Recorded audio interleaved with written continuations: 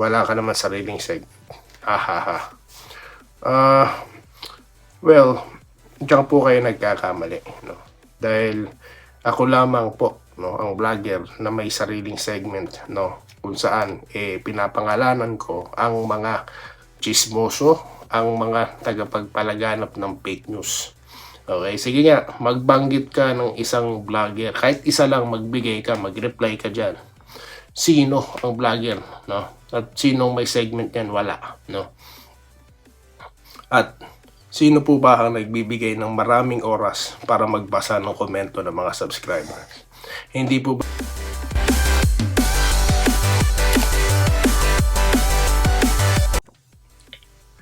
Ayan, so welcome back dito sa Tenrica at Doy TV Sports. Well, ang ating pag-uusapan nandyan na. Okay. Troy Rosario, balik gilas. Okay, confirm po yan. At ito po, no, possible kaya na si Mikey Williams makabalik na ng PBA. Okay, at mapunta sa Converge. Tanong yan, ha. At mga pa-shoutout. Okay, so sa mga pa-shoutout, ang ating tinalakay dyan, kung pabor po kayo mga kabarangay na mag first 5 na si Abarientos at mag-tandem na po ang magkuya. Okay, sa first 5. Okay, si Abarientos at Thompson yan. Bago po yan, kung di pa po kayo subscriber ng channel na ito at nagugustuhan nyo po ng ating mga komentaryo, mag-subscribe na po kayo guys, no? Okay, so yun lamang po, no? Okay, simulan na natin. So yun na nga po ang balitang konfirmado. Okay, hindi po chismis yan, hindi fake news.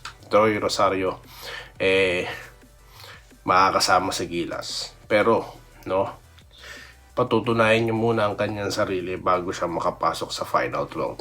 Okay, kasi nga po sa mga injured players, no, tulad po ni Kai at ito pong si KQ, di ba, latest na nadagdag sa injured list, no, ng Gilas, talaga pong kinailangan, no, ang serbisyo nito ni Rosario. Kasi nga po, hindi na po kailangan turuan ng sistema. Yan po ang primary reason dyan, no? At nakikita naman po ng mga taga-barangay ang dahilan dyan. Ano po? Okay? Sunod. Ito pong, si Williams, possible na kaya makalaro. Kasi nga po, pareha sila, no, ng pathway nito ni Heading. Heading played in SGA, no, bago mapunta dyan sa Converge. Ito kaya si Williams, ganun din ang pathway niya, no? Kasi nga, kung matatandaan nyo, noon, tinanggi na, no, or nireject na yung idea na yan ng governor ng Converge, di ba? Na walang trade na magaganap para makuha nila si Williams. Pero ngayon, no, nakita nyo naman yung attitude, okay, from airport, punta ka agad ng practice. So, yun po kaya, no, na ginagawa or yung tawag dito, yung performance na yan, yung positive attitude na yan, maglilid kaya sa kanya, no, para tuluyan na siya makabalik sa PBA. Aabangan po natin yan. Bago mangyari yan, well, kailangan po nila, no, ng trade. Kailangan nila, no, na makipag-usap sa mga other team na may hawak ng rights niya, no, na TNT. Okay, so kapanapanabik ko anong trade, sinong player ang may involve dyan. Okay, so alam naman po natin na malakas na ang terapirma. Bakit ko naman ko na terapirma? Malakas na ang Converge, no? Ano pa kaya kung may Williams yan? Okay, so abangan muna natin right after itong tournament na lalaruan po ng SGA, hindi po ba? So yan po, kasi nga po may connection din yung coach nila sa Converge, kaya nababanggit natin itong mga bagay na ito. Okay, so ngayon dito po shoutout na po tayo. Okay, mabilis ang topic. Marami po ang pumapabor, no, na mag first 5 na itong si Abarientos. Para nga naman tuloy-tuloy po simula umpisa, no, yung consistency pagdating po sa opensa. Alam ko po, no, na posibleng tamaan dyan si Holt, no, na suggestion ko from the bench na may mga tumututol kasi nga po kailangan ng dedepensa kay RSJ. Sa akin po, hindi po ba maganda si Brownlee na kagad na bumantay sa kanya? no? Kasi nga po, sa mga nakarang laban ng Hinebra, si Holt po ang dumedepensa. So expected na po yan ng mga player or ng coaching staff na mga kalaban nila.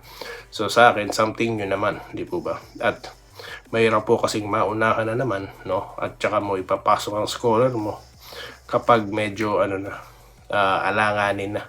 Maganda sana, no, kung sabayan na kagad yan, no. Umpisa pa lang ratsyada na, di po ba? Kasi nga po, naniniwala ako, Kagiwa Hertebrand Fast and the Furious 2.0 itong kuya tandem na to, no. So yun lang po ng ating palagay dyan. Okay, basahin ko na po yung mga komento nyo, ha. Dito po tayo sa latest content natin. Marami pong sumusuporta. Okay. So, umpisahan po natin sa baba. Jerry Ganiban, no? Ikaw yung bro, yung binabalita mo tapos na. Nag-hack. Go ka lang. Wala ka naman sariling segment. Hahaha. Well, diyan po kayo nagkakamali, no? Dahil ako lamang po, no, ang vlogger na may sariling segment, no, kung saan pinapangalanan ko ang mga chismoso, ang mga tagapagpalaganap ng fake news. Okay, sige nga, magbanggit ka ng isang vlogger, kahit isa lang, magbigay ka, mag-reply ka dyan. Sino ang vlogger, no? At sinong may segment yan? Wala, no? At sino po ba ang nagbibigay ng maraming oras para magbasa ng komento ng mga subscribers? Hindi po ba mas malaki ang oras nila para magsalita ng mga fake news?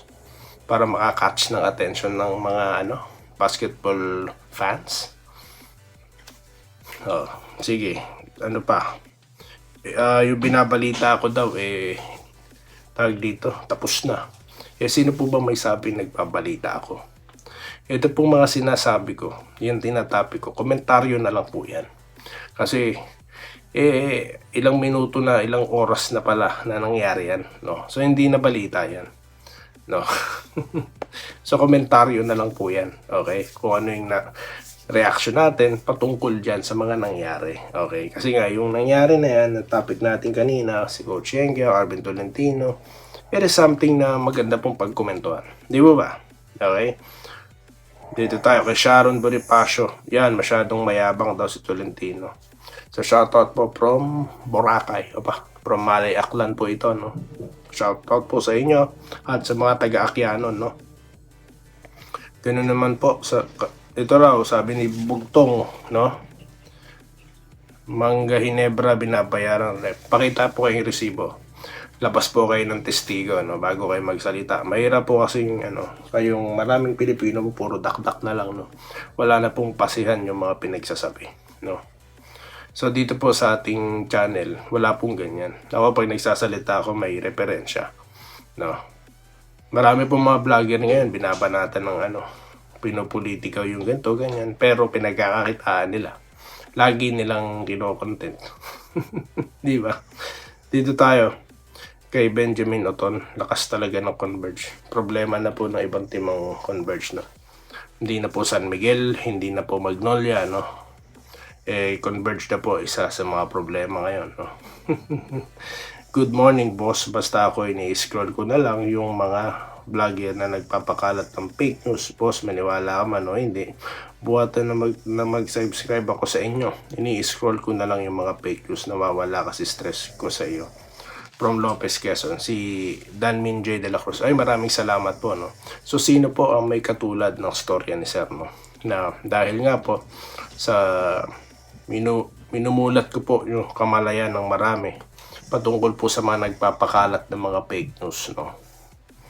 Dito tayo kay Nathaniel Rayan Jr., no. Shoutout na nagpapa-shoutout po sa mga habal-habal, no,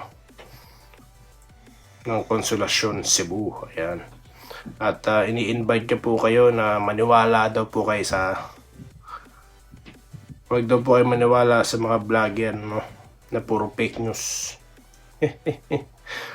At ganoon din po dito kay Air Leon TV. Oo nga po sir, dapat magtulungan na lang at marami pong balita na sinasabi, yun pala hindi naman totoo. Magtulungan po sa pagpapalaganap, no, ng positive vibes, no, at ng mga totoong pagbabalita, hindi po fake news. Blessed day po sir, sabi ni Corazon Berto. Dito tayo kay Nathaniel Rian na tinatanong po kung sino pong import ng SMB. Dami po kasi nagkakalatag palit na raw po ng import. Yun pala, si Narcis pa lang. Magre-research po tayo sa babalikan ko kayo. Delphin Pasqua Idol, di ba ang fake news dapat pinapahuli yan? Hindi po mangyayari sa internet yan. Dami po nila. Wag ganyan, TNT pa rin ako. Well, again, ulitin ko, biruan lang po, no? Sinasabihan natin ng siga. Asaran lang po yan, no? Wala pong personal dyan. In fact, idol ko si Oftana. At isa po ako sa nagtatanggol kay Chat Reyes nung siya po almost nationwide galit sa kanya, di ba? So ako po, kalkalin nyo na lang po yung mga content natin yan kung paano po natin pinagtatanggol si Chat Reyes. Okay? Lope Bucalos, no? Gusto daw makaharap ng Hinebrang Converge sa playoffs or sa finals kung pareho sila makakapasok kasi lakas daw ng Converge. Ang tunay na malakas kung makarating sila sa finals. Hinebra mahina sa elimination pero sa playoffs malakas at sa finals yan ang malakas. NSD may nag-reply sa kanya, baka TNT yan malakas. Real Montoya, malalaman na lang po natin, no? Malalaman na lamang po natin yan.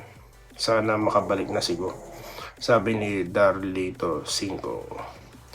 Jujit Digo, kaya walang kaunlaran anumang bagay sa Philippines. Philippine po ba to? Anyway, kasi siraan, inggitan, sinungaling. Sino po ba naninira? No? No, ako, tinatarget ko dito mga fake news vloggers, no? Yung mga nagpapakalat ng maling impormasyon. Pwede naman po sumagot lahat ng mga pinangalanan ko, di ba? Yung Ballers TV, no? Isa yan sa mga nabanggit ko, yung Hinebra Throne. Kaso mga walang mukha yung mga yan, no? So, pwede silang sumagot, di ba? Patunayan nila na si Eram mapupunta talaga sa Hinebra. Okay? Patunayan nila, no, yung mga pinagsasabi nila na wala naman nangyayari up to now. Di ba chismis yun, fake news? O sino po bang tututol sa sinasabi ko? Okay, tama ka dyan idol, sabi ni Jesse Vasquez. Bakit natin supportahan ng mga fake vloggers kung mali naman na binibigyan nila impormasyon?